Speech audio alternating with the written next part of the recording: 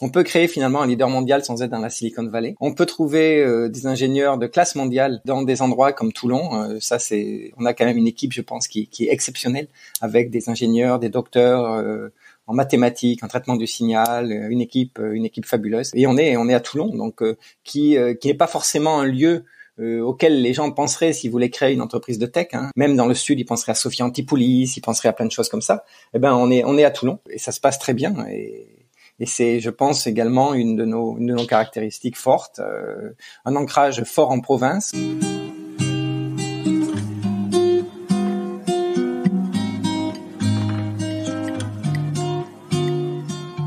Bienvenue dans Entrepreneur Café, le podcast des entrepreneurs de l'industrie. Bonjour et bienvenue dans ce nouvel épisode d'Entrepreneur Café. Moi, c'est Xavier, cofondateur du podcast. Aujourd'hui, je vous propose de découvrir Cartesiam, start-up française basée à Toulon et leader mondial dans son domaine, l'intelligence artificielle on the edge. Nous partons à la rencontre de Marc Dupaquier, basé à New York, cofondateur et manager de la filiale américaine de Cartesiam. Dans cet épisode passionnant, vous allez découvrir l'histoire d'un dirigeant de haut niveau de IBM qui a sauté sur l'opportunité lorsque les autres cofondateurs de Cartesiam l'ont approché avec une idée, celle de rendre l'intelligence artificielle accessible à tous et responsable. Une vision peu commune de l'IA que j'ai trouvée revigorante. Vous allez le voir, Marc s'attache à démystifier l'IA, une technologie bien ancrée dans le présent. Il nous parle également de son rôle d'investisseur dans des startups. Un bel épisode truffé de bons conseils. Avant de lancer l'épisode, sachez-le, le podcast a besoin de vous.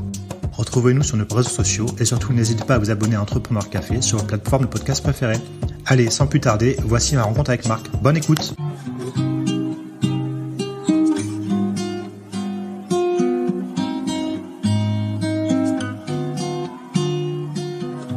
Bonjour et bienvenue dans ce nouvel épisode de Entrepreneur Café. Aujourd'hui, nous avons le plaisir de recevoir Marc Dupaquier, cofondateur et managing director de Cartesiam AI.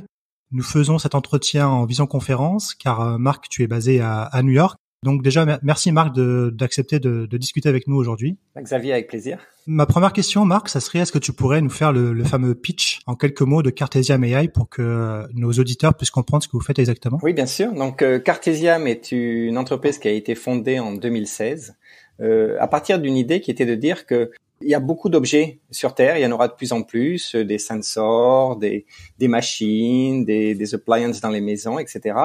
Et elles auront besoin d'être de plus en plus intelligentes. Et donc, il fallait trouver une solution pour apporter cette intelligence dans la machine, sans avoir besoin forcément de la connecter dans un cloud, New York, sans avoir besoin d'experts scientifiques avancés et surtout à un prix qui serait très abordable. Donc ça, c'était la vision qui a fait qu'en 2016, on a commencé à créer Cartesiam. Est-ce que tu peux préciser pour les auditeurs le cloud et qu'est-ce qui vous différencie justement de la plupart des technologies qui envoient leur information dans le cloud? Oui, bien sûr. En fait, notre idée, elle est assez simple. C'est de dire que si, par exemple, tu as, je vais prendre des exemples assez triviaux de la vie de tous les jours, un aspirateur, un petit robot aspirateur par exemple. Si on veut savoir si il se déplace bien dans une maison, si on voudrait qu'il puisse détecter s'il est sur un tapis ou sur un plancher, ou détecter des choses un peu subtiles, du style tiens, il y a une crotte de chien, on va essayer de pas l'écraser. Ça, c'est des intelligences de base qui permettent à une machine de comprendre l'environnement autour duquel elle est, dans lequel elle opère, de détecter une anomalie, en l'occurrence par exemple une odeur, de la cerner et de dire tiens, je vais pas aller là ou je vais envoyer une alerte, il y a quelque chose. Et ça, c'est fait localement, directement dans le petit aspirateur. Donc ça, c'est un exemple de use case. On peut avoir un détecteur de fuite, détecter qu'il y a une chasse d'eau qui fuit. Et puis, bien sûr, on a quand même un corps de métier dans tout ce qui est machine, environnement industriel. Détecter que un moteur va avoir un problème avant qu'il ait ce problème, en fait. Détecter qu'un joint commence à se défaire. Détecter que un filtre commence à saturer. Et donc, tout ça, ce sont des notions d'intelligence relativement simples qui peuvent être appliquées sur des machines localement. Et derrière, reporter à un utilisateur pour qu'il puisse faire une intervention avant qu'il y ait un problème. D'accord. Donc en gros, c'est vraiment rendre la machine intelligente par elle-même pour qu'après elle puisse avertir l'utilisateur, que ça soit un industriel ou un particulier, si la machine commence à avoir un problème. En fait, exactement. Ça. En fait, nous, on parle souvent plutôt que d'intelligence, parce qu'il y a beaucoup de buzz autour de l'intelligence artificielle. On imagine des super robots, des super humains. En fait, c'est pas du tout notre imagination. Nous, en fait, on dit on voudrait qu'elle soit, en anglais, on dit self-aware. Donc consciente de l'environnement dans lequel elle est. Donc c'est j'allume une pompe, la pompe, elle va apprendre l'environnement dans lequel elle est, le tuyau, etc. Elle va dire, voilà, ça marche bien. Et puis à partir de là, elle va être capable de comprendre les anomalies progressivement et de dire, tiens, il y a une anomalie. Il y a quelque chose qui commence à se dérégler. Et donc d'apporter cette information longtemps avant que ça casse, mais qui va permettre de faire cette anticipation. Donc c'est cette notion de conscience qui permet d'appréhender l'environnement et de le reporter. Et nous, c'est vraiment en ça qu'on croit. On ne croit pas du tout que on n'essaie pas de bâtir des robots qui remplacent l'homme. On essaie juste de faire en sorte que tous les petits objets du quotidien puissent être un peu plus performants, un peu plus simples d'utilisation et un peu plus proactifs dans leur environnement. Donc justement, tu parlais de tes secteurs applicatifs. Donc tu donnes l'exemple de l'aspirateur. Est-ce que vous avez des secteurs applicatifs en particulier ou vous êtes vraiment agnostique et vous êtes capable d'adresser tout type d'industrie? En fait, quand on a créé Cartesiam, on s'est à l'origine, on a ciblé tout le domaine de la maintenance industrielle. D'abord parce que nos premiers algorithmes étaient autour de l'environnement vibratoire et qui est en fait un excellent moyen de comprendre la santé des machines. Et donc on a commencé à analyser les vibrations des machines, machines-outils, pompes, broyeurs, des énormes power generators dans les usines de centrales électriques, etc. Et donc ça nous permettait d'avoir cette base installée. Aujourd'hui, on est là et de loin le leader mondial dans le domaine de la reconnaissance d'anomalies, l'appréhension et la reconnaissance d'anomalies en environnement industriel, soit directement dans les machines, soit par le biais de sensors qui sont développés par nos partenaires et clients, qui prennent nos algorithmes et qui le mettent dans leurs propres outils. Et puis progressivement, on a été appelé par d'autres environnements, notamment tout le domaine qu'on appelle en anglais le appliances, que je traduirais peut-être en français par l'électroménager d'une manière générale, qui est de dire est-ce que on pourrait faire ça sur nos propres outils. Et nous on dit oui, en fait on peut. Si je sais analyser un énorme réfrigérateur industriel, je sais analyser un frigo dans une cuisine. Et c'est même encore plus simple ou encore plus logique parce que vraiment personne ne va avoir l'idée de connecter son frigo à Internet et d'envoyer les données en temps réel toutes les secondes du fonctionnement du frigo, soit en Corée, soit en Allemagne ou l'endroit où le frigo est fabriqué pour savoir s'il va bien. On veut que ce soit local. Donc en fait on l'a fait rapidement et on a commencé à appliquer nos algorithmes comme ça sur d'autres environnements. Et puis en même temps on rajoutait de plus en plus de technologie. Donc au début on analysait uniquement les vibrations, et puis après on a analysé également les ultrasons, on a analysé tout l'environnement des pressions qui est un point très très important, tous les effets magnétiques, le courant électrique lui-même, et donc ça nous permettait à chaque fois d'adresser de plus en plus de machines. Aujourd'hui en fait on analyse tous les types de données sauf la voix et la vision qui ne sont pas du tout des secteurs que nous avons visés. Et on le fait donc en tournant sur tout ça qui est un point important, sur j'ai pas encore assez expliqué, sur des tout petits ordinateurs qu'on appelle des microcontrôleurs, qui sont en fait des éléments qui sont déjà dans ces machines, qui sont en gros des super petits mini ordinateurs qui valent $2, $3. On peut dire que c'est des puces, pour simplifier. C'est des puces. En fait, dans l'absolu, tout est puce, mais c'est des petites puces, c'est des toutes petites puces. Ce qui est important, c'est que, en gros, les unités de calcul dans lesquelles tournent nos algorithmes, elles coûtent entre 1 et $10. Donc, on est très très loin du monde des énormes serveurs d'intelligence artificielle auxquels les gens pensent souvent. On est sur des environnements vraiment tout petits et surtout qui permettent de le faire à un prix qui est tout à fait abordable pour nos clients et pour l'utilisateur final à l'arrivée, parce que c'est des pièces qui sont déjà dans les machines ou dans les appliances, et deux qui sont pas chères du tout. Donc c'est ce qu'on appelle l'IA on the edge en anglais. Complètement. Voilà. En français, je sais pas trop la terminologie, mais donc c'est ça qui fait votre différence par rapport à ce que, comme tu disais, les autres technologies qui eux envoient directement les informations dans le cloud. Mm-hmm. Vous, c'est directement traité sur le microcontrôleur, donc ça va beaucoup plus vite, c'est beaucoup plus simple et c'est aussi beaucoup moins cher. Voilà, c'est local, ça c'est évident. Donc par définition, on élimine le temps de transfert dans un réseau, ça c'est un point important. 2, et de manière très importante, c'est beaucoup plus sûr parce que quand on envoie toutes les données dans un environnement cloud où ça doit être analysé, par définition, c'est une porte ouverte où toutes les données sont envoyées en tout le temps. Là, si j'analyse en local et que finalement je n'envoie que des anomalies, ma porte elle est quasiment tout le temps fermée. Je ne peux envoyer que des messages cryptés, j'envoie pas toutes les données, donc c'est beaucoup plus sûr. Et puis surtout, c'est un point qui pour nous est important, c'est quand même beaucoup plus écologique parce que somme toute une analyse en local, ça coûte déjà moins de puissance batterie que d'envoyer en réseau en local déjà, et il n'y a aucun traitement derrière dans un cloud qui sont très énergivores. Donc nous, c'était une de nos motivations à la création également, c'est de dire plus on va pousser ce traitement sur du tout petit, sur des choses qui n'utilisent pas du tout d'énergie, qui de toute façon sont utilisées pour le reste du traitement, plus on va contribuer en fait à réduire la facture énergie des environnements de cloud qui devient, je pense, et qui va l'être de plus en plus un vrai problème pour la planète. Ce qu'on n'a pas précisé, c'est que votre siège social est à Toulon, hein, c'est ça? Oui, absolument. Alors ça fait partie des choses dont on est fier en fait. On peut créer finalement un leader mondial sans être dans la Silicon Valley. On peut trouver des ingénieurs de classe mondiale dans des endroits comme Toulon.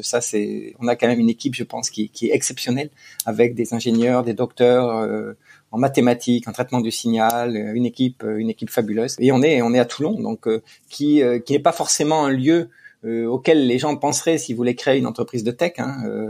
Même dans le sud, ils penseraient à Sophia Antipolis, ils penseraient à plein de choses comme ça. Eh ben, on est à Toulon et ça se passe très bien.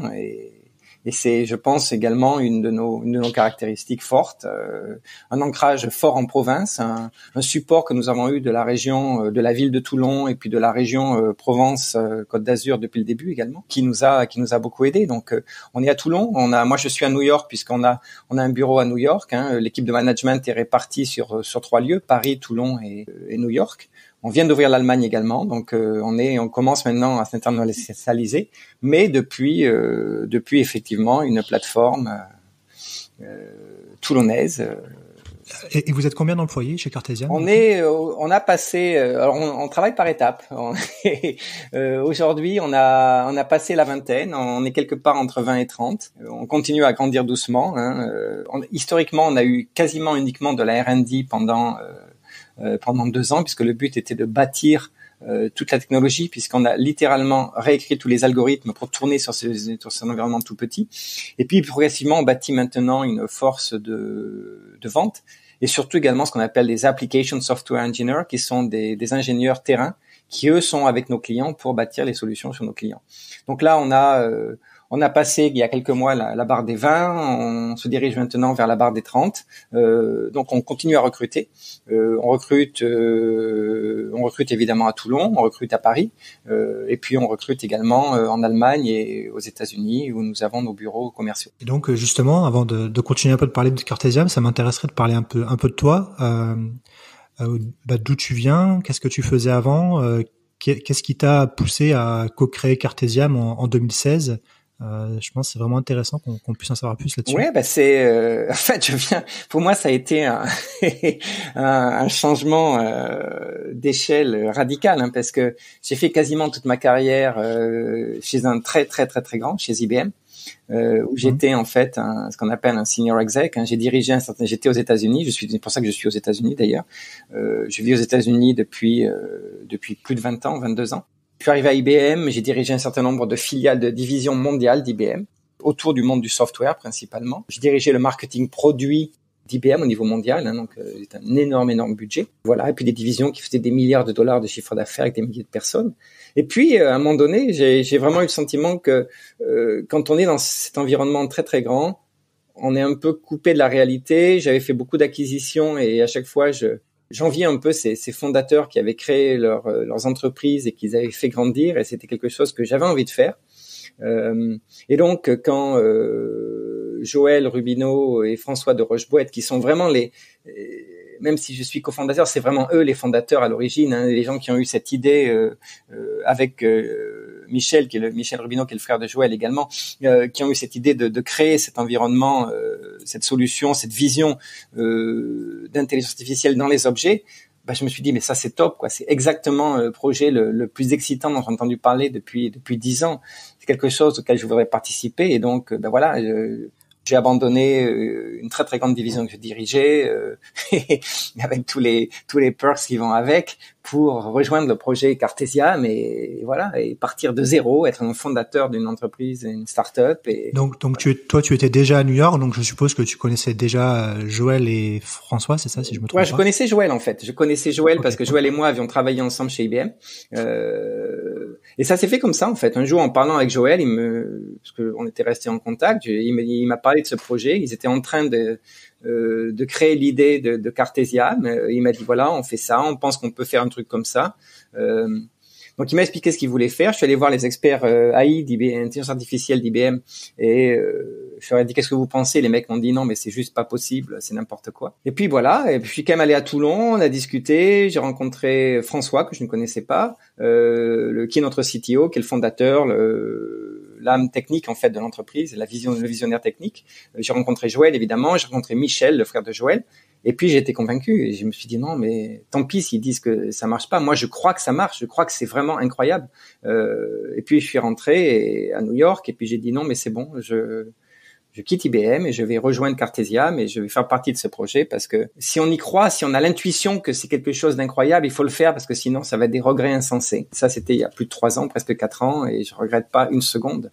Ce qui se passe, c'est l'aventure qu'on a vécue et ce qu'on a fait de Cartesiam qui reste en taille une petite entreprise, mais qui par contre en part de marché, en vision mondiale, en alliance, etc., est déjà un projet qui est fabuleux et qui est reconnu par tous. Donc voilà. On peut dire, tu l'as pas mentionné, mais on peut dire que vous avez gagné de nombreux prix, certains même devant de très grandes entreprises américaines. Donc ça prouve que votre technologie est déjà reconnue au niveau mondial. Oui, on a en fait gagné quasiment tous les prix auxquels on a participé. On a gagné IoT World à Barcelone, on a gagné les prix à Sensor Expo, on a regagné encore cette année IoT World. On a gagné un prix. Moi, le prix dont je suis le plus fier, il y a un prix de l'industrie qui s'appelle MEMS and Sensor Global Award, qui en fait fonctionne un peu sous la forme d'un championnat mondial où les projets sont soumis et puis on passe en finale nationale, puis régionale et puis mondiale.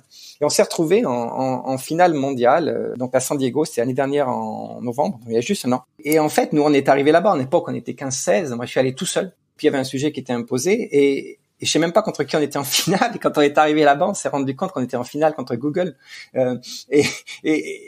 Oui. Voilà, et donc Google, ils étaient 15 mecs quoi, et moi j'étais tout seul et je suis même pas un ingénieur quoi, c'est François le génie technique, c'est pas moi. Et on a gagné. Et on a gagné avec François au téléphone au milieu de la nuit parce qu'il y a 9 heures de décalage horaire quand même entre San Diego et Toulon et on a gagné, et non seulement on a gagné, mais les mecs de Google sont venus nous dire mais ce que vous faites c'est vraiment top quoi, c'est vraiment génial.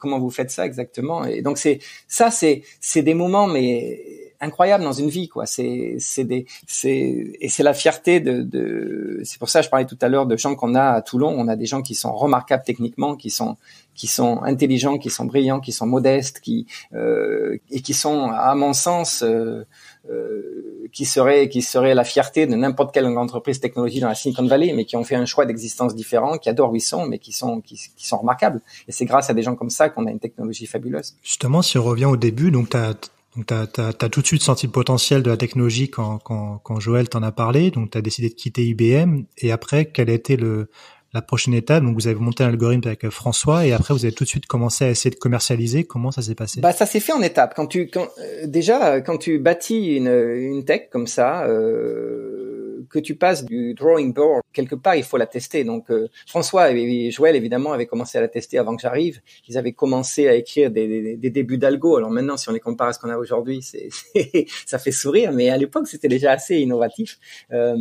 Et ils avaient commencé à le tester. Ils avaient un premier engagement avec, je pense que c'était via Orange, à Roland-Garros, il y a 2016 ou 2017, qui permettait de compter le nombre de personnes à travers un tapis qui rentrait dans un cours, donc des choses relativement simples et qui permettaient de calculer comme ça, de commencer à bâtir nos algos. Donc voilà. Mais d'une manière générale, il y avait, quand on arrivait et que on disait en fait, nous on sait bâtir un algo qui va permettre de faire de l'apprentissage, du learning, comme on dit en AI, directement sur un ordinateur à 2 € at the edge. Les gens ne croyaient pas parce que c'est juste en dehors de tout ce qui est connu sur Terre, quoi. Où l'AI c'est compliqué, ça demande des compétences fortes, ça demande des processeurs incroyables, des coûts en matière de processing qui vont coûter des milliers d'euros même pour les algos simples. Et nous on arrive avec un truc complètement opposé, littéralement à 180 degrés en termes de vision, un peu iconoclaste. Et donc les gens ne croyaient pas. Donc en fait, on a commencé à découvrir ce problème. Et donc on s'est dit, il faut qu'on fasse des protos. Il faut qu'on devienne en quelque sorte des hackers et qu'on mette notre technologie de force dans les objets des autres pour qu'ils puissent commencer à voir ce que ça peut faire. C'est comme ça qu'en fait, un de nos produits phares ou notre premier produit historique qui s'appelle Bob Assistant a été créé en fait. Prendre un sensor industriel du marché, un truc relativement banal qui analyse les vibrations et les envoie à travers un réseau LoRa qui est un réseau industriel classique dans un cloud où c'est analysé.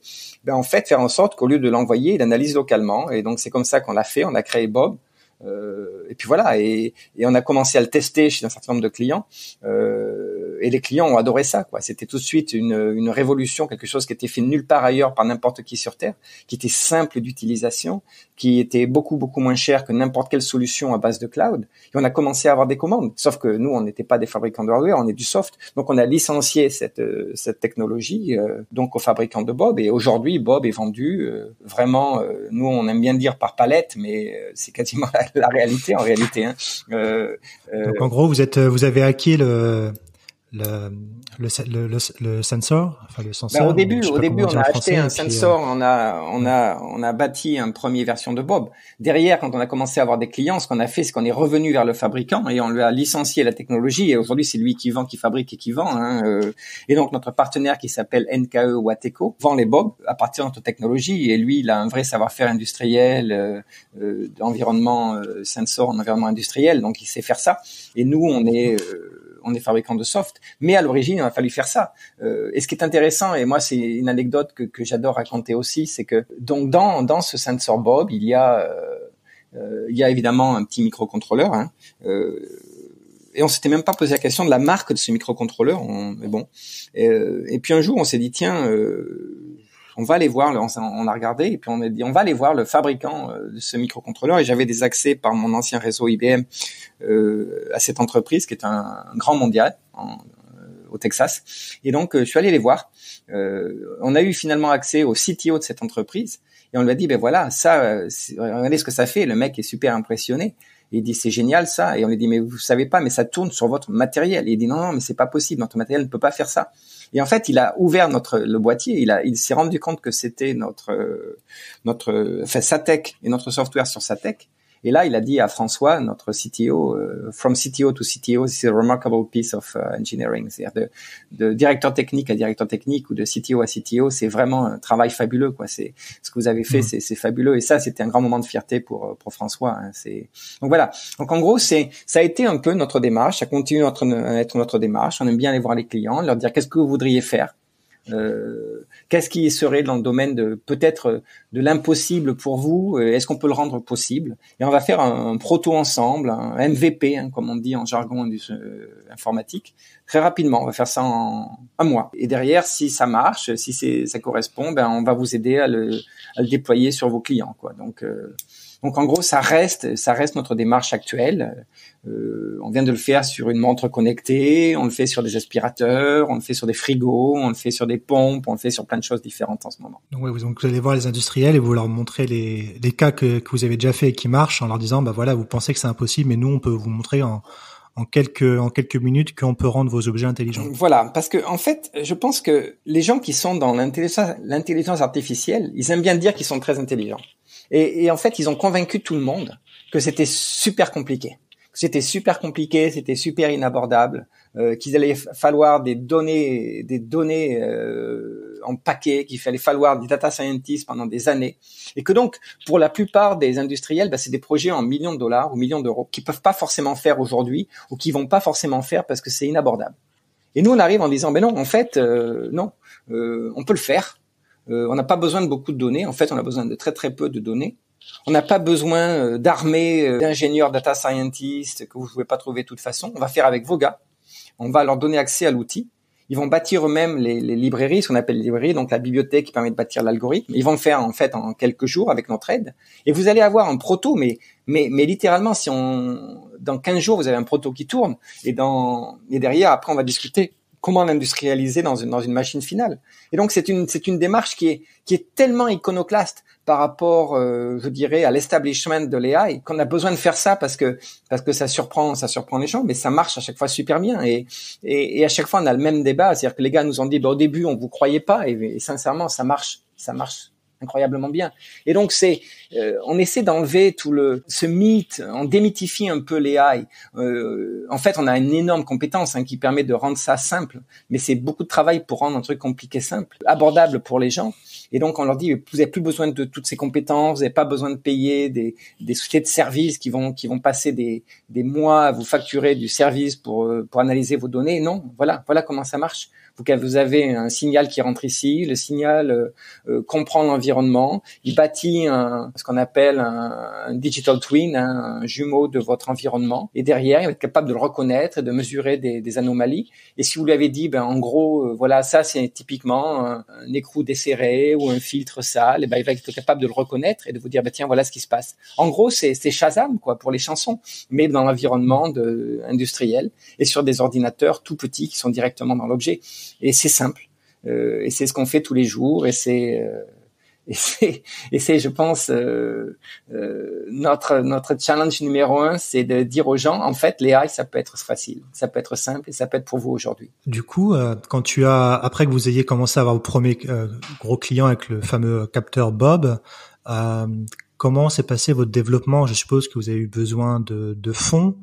Est-ce que tu disais que la région vous avait aidé, mais est-ce que vous avez des difficultés à ce niveau-là pour vous développer? Parce que je sais qu'en France, parfois, c'est un peu compliqué pour les jeunes pousses très innovantes. Comment ça se passe? Je suppose que vu que vous êtes déjà aux États-Unis, en Allemagne, ça nécessite forcément des investissements assez conséquents, surtout pour avoir des ingénieurs. Oui, déjà, alors il y a deux parties dans la question. Il y a une partie technique et offre commerciale, et puis une partie financement.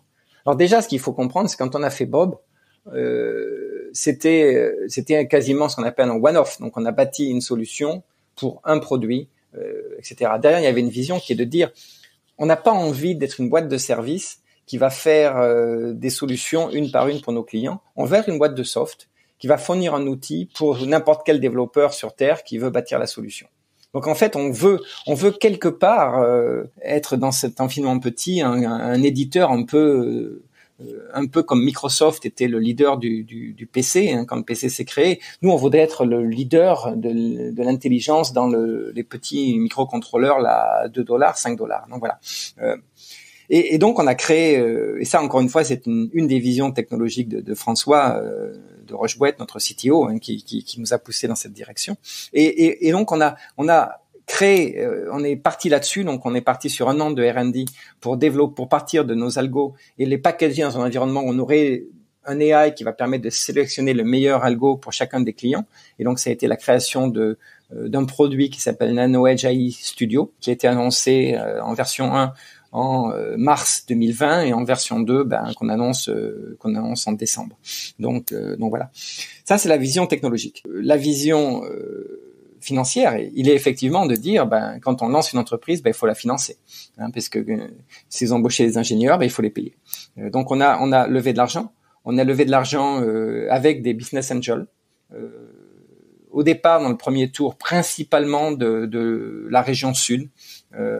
Donc des gens qui sont des chefs d'entreprise dans la région Provence-Côte d'Azur, donc qui ont mis leur propre argent parce qu'ils croyaient au projet, ils croyaient à l'équipe.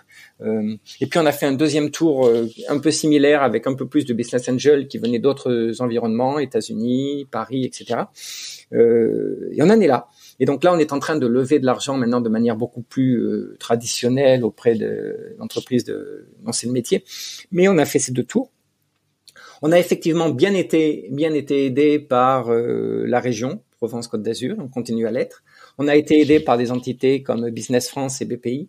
On a été également aidé parce que en France, vous avez des choses qui vous permettent d'embaucher des jeunes docteurs et d'avoir un certain nombre d'exonérations de taxes, de charges sociales, PIA 3, ce genre de choses, qui nous a permis d'avoir des gens d'une très très grande qualité qu'on n'aurait pas pu avoir sans. Donc ça, c'est des choses qu'il faut mettre en avant, je pense. Et moi qui suis vraiment aux États-Unis, je peux comparer le support qu'il y a aux États-Unis et le support qu'il y a en France. Et des fois, souvent en France, on aime bien se fustiger, se fouetter, dire à quel point c'est dur, mais en réalité, je pense qu'on a un gouvernement qui supporte les entreprises et qui fait en sorte que l'innovation se développe dans le pays. Et ça, vraiment, faut le dire parce que c'est vrai, c'est quelque chose que j'ai vu, quelque chose que je ne connaissais pas étant aux États-Unis, mais que j'ai découvert. Donc tout ça, ça nous a permis de vivre et d'arriver jusqu'où on est et d'avoir aujourd'hui une entreprise qui maintenant est sur le point de lever pas mal d'argent et de continuer à être le leader mondial dans son industrie, dans une industrie qui décolle. Donc voilà. Et est-ce que quand vous allez voir les fonds d'investissement pour lever beaucoup d'argent, ils comprennent facilement votre technologie? Est-ce qu'ils sont pas un peu comme justement parce qu'ils ont dû entendre beaucoup de fois que l'IA c'était compliqué et puis ils ont dû voir certains concurrents leur expliquer à quel point c'est compliqué leur technologie et combien ça nécessitait d'investissement, et quand vous arrivez derrière en disant nous notre technologie elle est simple, elle coûte pas cher et c'est rapidement déployable, est-ce que ça a été dur aussi à convaincre les fonds d'investissement comme ça a pu être parfois compliqué de convaincre des industriels que en fait on peut le faire? Ouais, alors c'est peut-être un sujet, je vais me fâcher avec des gens, mais ce dont je me suis rendu compte, c'est que les VC de manière générale sont relativement formatés de manière standardisée. Donc ils appliquent des modèles de pensée qui sont quasiment toujours les mêmes. Ils recherchent des choses, je dirais, assez homogènes. C'est-à-dire que aujourd'hui, un VC, il adore le revenu récurrent. Donc, il résonne énormément en termes de SaaS et de contrats SaaS. Il adore les environnements cloud parce que c'est l'ensemble des projets. En plus, vous êtes un VC américain, ils ont tendance à être très consanguins et à investir en Silicon Valley, sur des projets Silicon Valley, etc. Donc, si vous arrivez et que vous cochez aucune de ces cases, on est en France. En plus, non seulement on est en France, mais on est à Toulon, qui est plus connu dans le Var, qui est plus connu pour d'autres choses que sa tech AI. On a un modèle qui finalement va générer du chiffre d'affaires à long terme par le déploiement d'objets une fois que les objets sont déployés. Donc c'est du très gros volume, mais c'est dans le long terme. On n'a pas des contrats de SaaS de type traditionnel. Donc finalement, vous cochez pas toutes les cases à nouveau. Et donc ça fait partie des choses qu'il faut sur lesquelles il faut être très évangéliste. Et je dirais de manière générale, quand vous travaillez avec des VC, les patrons des VC, les visionnaires, ils comprennent.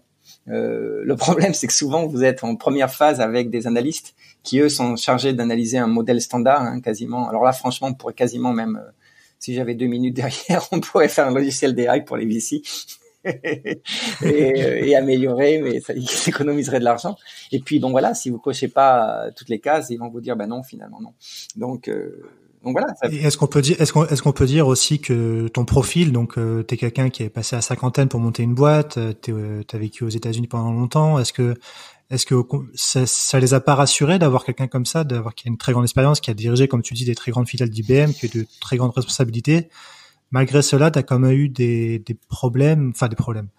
T'as quand même eu des sources d'incompréhension de VC qui comprenaient pas que la techno était fiable. C'est ça qui ils comprenaient je pense que tous les VC, jamais aucun VC n'a douté de notre technologie. Ça, c'est sûr. Je pense qu'ils ont plus douté d'un business. Ils aimaient pas le business model qu'on a, qui est un business model très très différent. Maintenant qu'on a 25-30 clients, une trentaine de clients qui bâtissent des objets, dont des grands noms industriels reconnus au niveau mondial, c'est une histoire différente. Mais au début, c'était forcément, mais c'est quoi votre truc exactement? Comment vous le vendez? Puis vous allez faire du revenu dans 2 ans. Quand est-ce qu'ils vont déployer leurs objets? Donc on arrive à des choses comme ça. Après. C'est vrai qu'on a une équipe, de management qui est extrêmement mature, qui a fait des choses fabuleuses. Michel Rubineau, c'est un type qui a géré des grandes boîtes, qui a réussi à relancer d'entreprises en difficulté avec un très très grand succès dans le domaine de la distribution. Joël et moi avons été des managers de haut niveau chez IBM, et puis et François, encore une fois, c'est un des plus grands cerveaux AI que j'ai la chance de connaître. Donc ce sont des gens, on est relativement matures, mais on rentre pas forcément dans les cases non plus. Donc on n'est pas forcément tous très jeunes. On n'est pas le jeune ingénieur X Télécom, le start-upper moyen. 30 ans, on va pas se déguiser en jean et t-shirt et faire croire qu'on a 30 ans parce qu'on les a pas. Donc voilà, donc c'est donc on a des profils différents et justement, est-ce que donc toi t'as lancé Cartesiam avec passé la cinquantaine, est-ce que tu avais quand même dans ta jeunesse ou tout dans ton parcours, est-ce que tu as eu des entrepreneurs dans ta famille ou dans ton cercle proche qui t'ont donné aussi toujours cette petite envie de te dire un jour j'aimerais faire pareil, ou c'est vraiment comme tu disais tout à l'heure, en voyant les sociétés que tu as pu racheter pour IBM, que là, l'envie t'est venue? Je pense que au fond de moi-même, j'étais quelqu'un passionné par le monde de la PME, PMI depuis le tout petit, qui s'est retrouvé dans une grande entreprise un peu par accident. Et puis ça s'est bien passé, donc quand ça se passe bien, on reste, hein, parce que finalement on fait des choses de plus en plus intéressantes. Pour moi, je pense que le critère qui a été le critère de réveil, en fait, c'est j'ai dirigé au niveau mondial pour IBM la division PME-PMI, donc ce qu'on appelle mid-market. Et donc quand on fait ça, quand on est directeur général mondial de cette division, on passe sa vie à rencontrer des entrepreneurs. Et c'est par définition, c'est des petites boîtes, hein, puisque le critère maximal, c'est que s'il y avait plus de 1000 employés, c'était plus chez moi.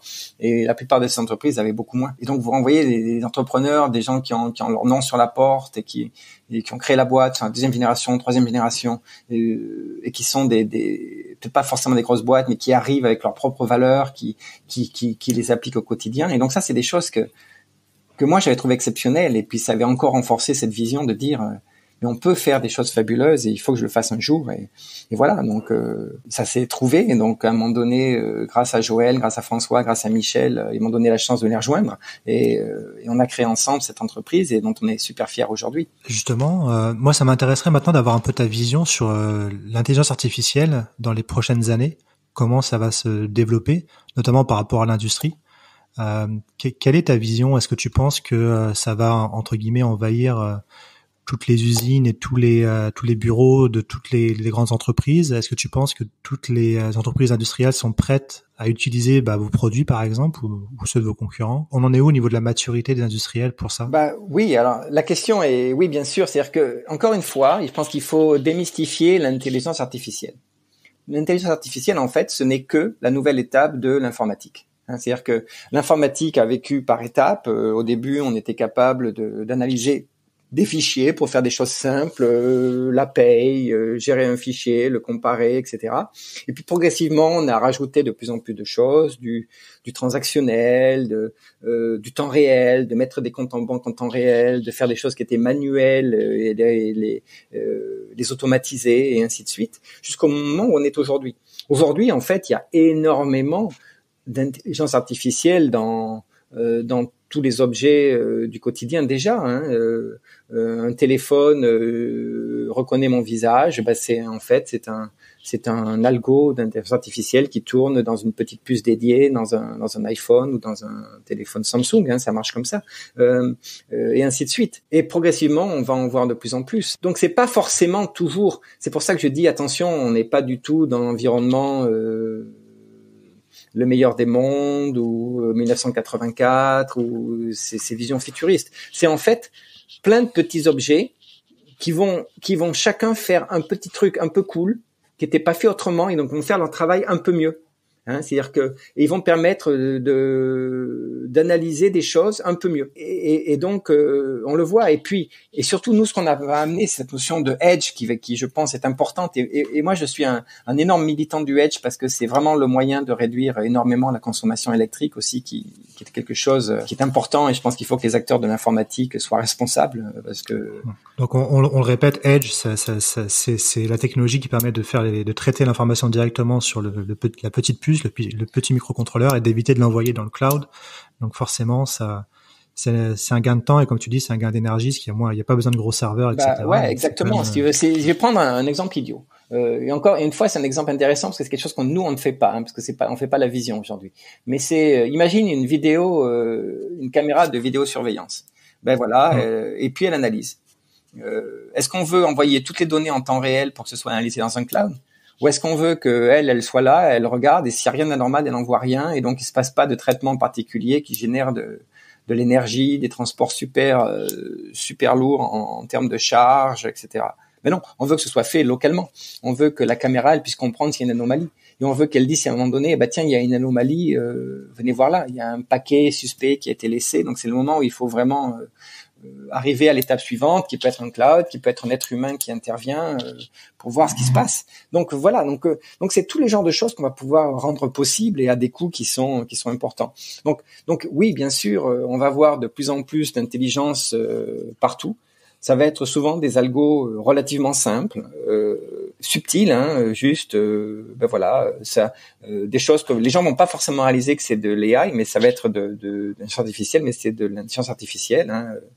Voilà, mon frigo, il saura qu'il y a un truc qui pourrit dans le frigo, il pourra me dire ce que c'est, il pourra me dire que c'est le moment. Maintenant, il faut vraiment que je nettoie, que j'aspire mon filtre. Maintenant, il peut me dire, voilà, des choses toutes bêtes comme ça, et ça simplement quoi, localement, sans avoir besoin de le connecter. Donc on va voir des choses comme ça, on va voir beaucoup d'améliorations dans les usines qui permettent évidemment d'augmenter la productivité, mais également d'améliorer la sécurité. On pourra par exemple dans les salles blanches, on peut d'ailleurs, c'est un projet qu'on fait en ce moment, savoir si il y a un micro trou dans les purificateurs d'air qui envoient de l'air sans particules dans les salles blanches.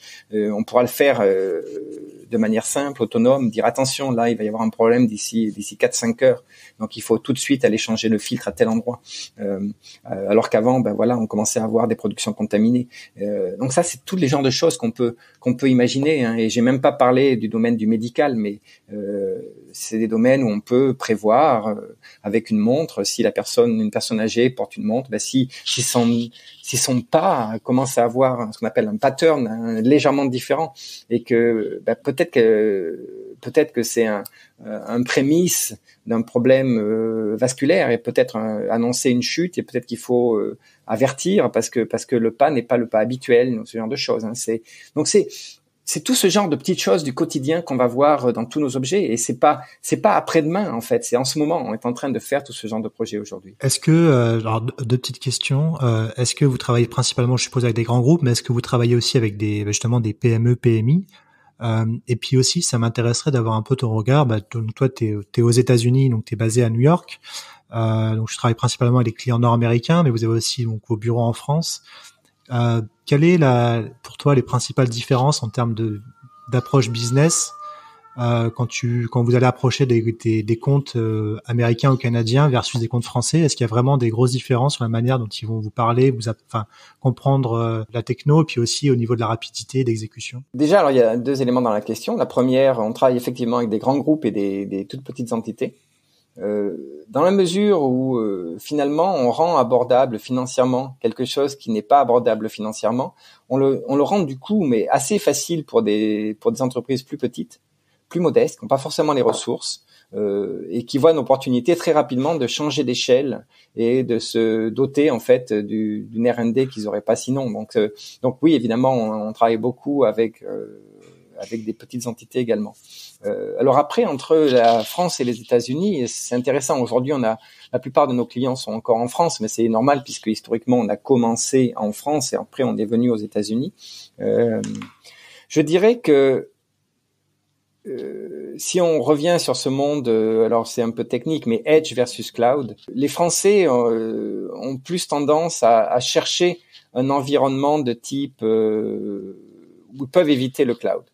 Je pense que on parle en France des GAFA, et on parle pas forcément des GAFA de manière positive. Donc si on peut éviter d'aller dans cet environnement, les Français vont chercher à le faire. À l'inverse, je pense qu'aux États-Unis, il y a une culture cloud qui est beaucoup plus forte. Par définition, les GAFA, ils sont américains, ils comprennent le marché, ils le maîtrisent, ils l'influencent, etc. Donc, je dirais qu'il y a une appétence pour l'environnement Edge qui est plus forte aujourd'hui en Europe qu'aux États-Unis.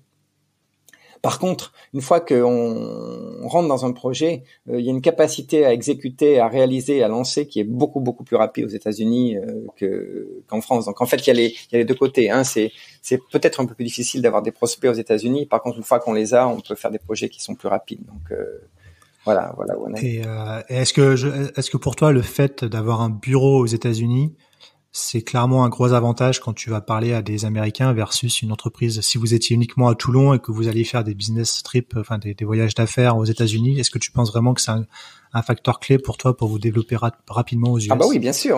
Je pense qu'on aurait absolument zéro chance, quoi. Je veux dire, on aurait zéro chance de vendre déjà. En plus, Toulon, je saurais même pas où c'est, quoi. Donc, où que ce soit, ça serait irrelevant. Mais pour faire du business aux États-Unis, il faut être basé aux États-Unis. Il faut être anglophone. On a nos équipes ici, c'est des Américains, hein, c'est des gens qui parlent américain, qui comprennent le raisonnement d'Américains, qui sont dans ce tissu industriel américain depuis des années. Et je pense que on n'y arriverait pas sinon.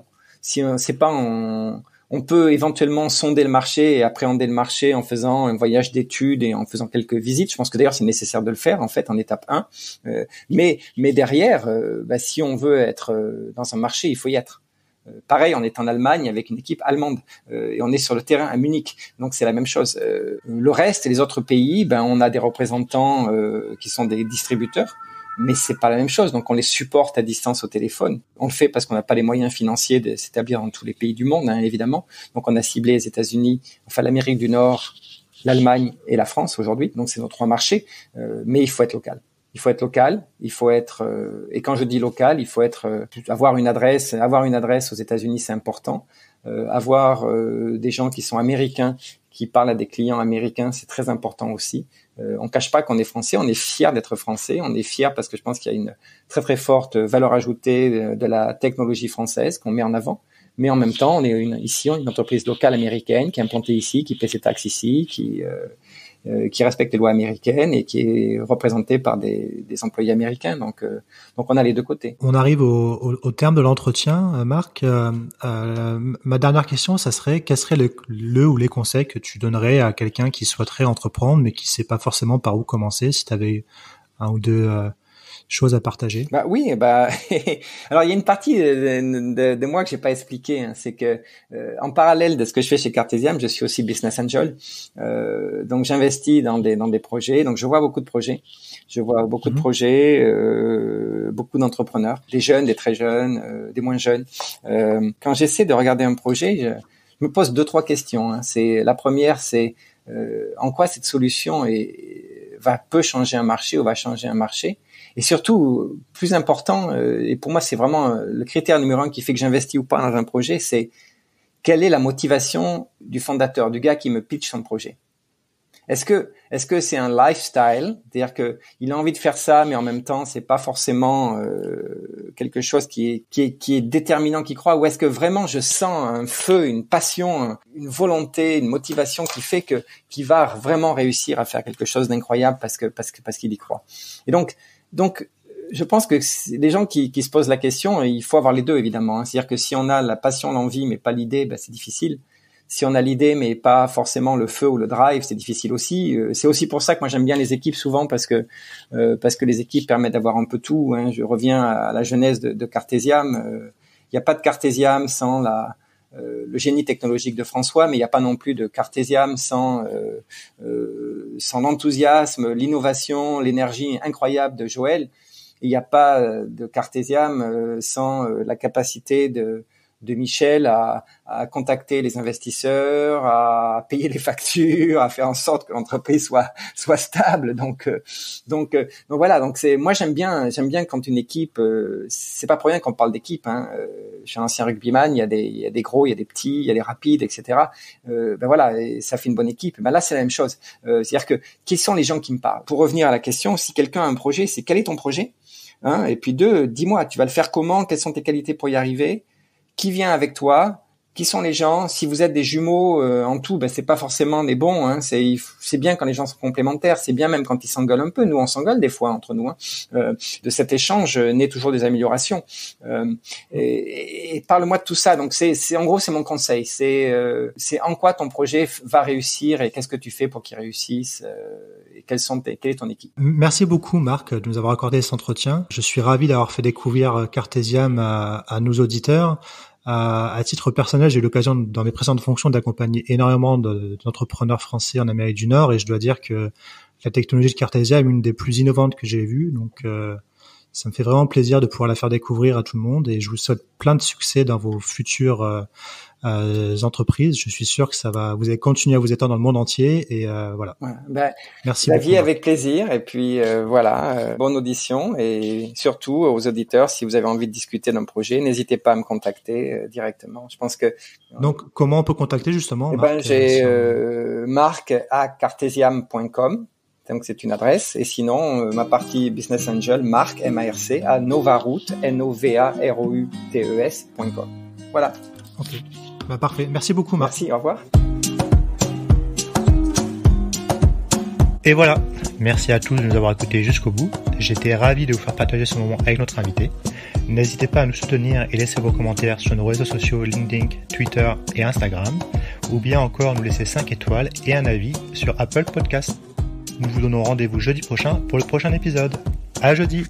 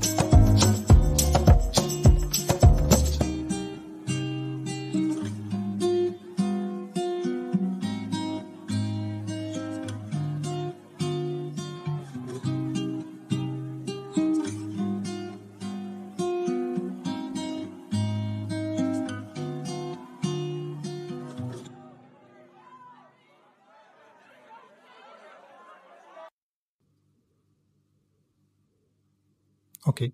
Parfait. Merci beaucoup, Marc.